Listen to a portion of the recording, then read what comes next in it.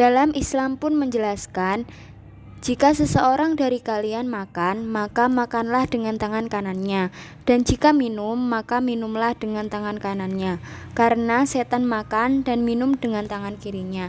Hadis riwayat Muslim. Wahai orang-orang yang beriman, janganlah kalian mengikuti langkah-langkah setan.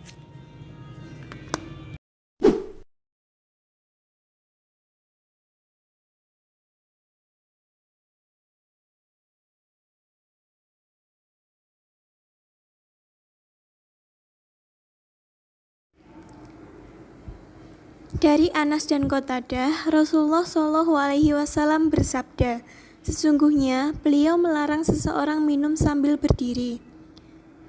Qatadah berkata, bagaimana dengan makan? Beliau menjawab, itu lebih buruk lagi. Hadis riwayat Muslim dan Tirmizi. Nabi bersabda dari Abu Hurairah, janganlah kalian minum sambil berdiri.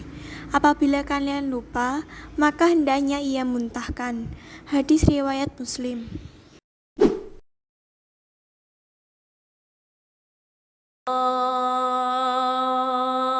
Akbar,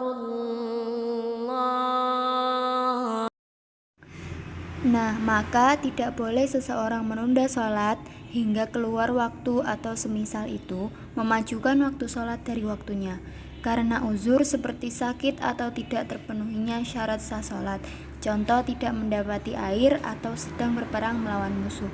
Keadaan uzur seperti ini pun tetap melaksanakan sholat pada waktunya.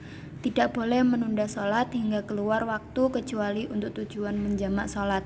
Kata Syekh Abdurrahman bin Nasir As-Sa'di rahimullah dalam Manhajus Shalikin, tidak dihalalkan menunda sholat atau menunda sebagian sholat hingga keluar waktunya karena uzur atau tanpa uzur, kecuali jika menundanya karena tujuan untuk menjamak dengan sholat lainnya.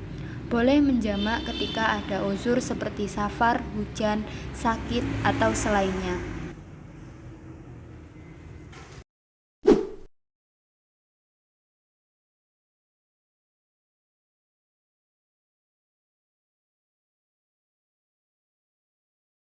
Nah, apabila cuma sekedar membaca zodiak atau ramalan bintang, walaupun tidak mempercayai ramalan tersebut atau tidak membenarkannya, maka itu tetap haram.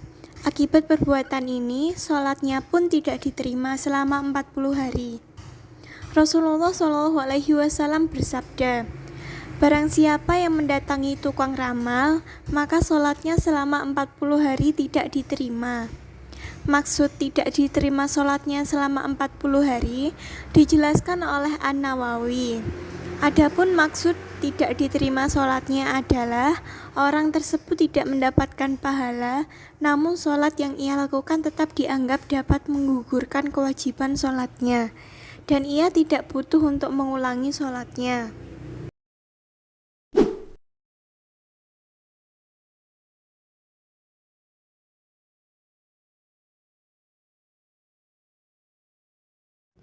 Dalam surat Al-Hujurat ayat 12 menjelaskan bahwa ghibah atau menggunjing sama saja dengan memakan daging bangkai saudara kita sendiri.